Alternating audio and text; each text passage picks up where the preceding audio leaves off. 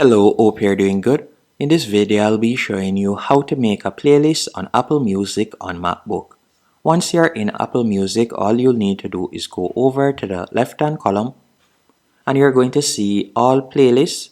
You can simply tap right there and you'll view the playlist that you have created already. What I want you to do next is you're going to tap on the drop-down arrow. Once you have minimized it and the only thing you see is playlist, you're going to right click on playlist and you're going to see the option new playlist. You're going to tap there and you can give your playlist a name. So for example, let's say I were to call this playlist dancehall, so I could type that in right there. You can also add a cover image. Then you're going to tap on create.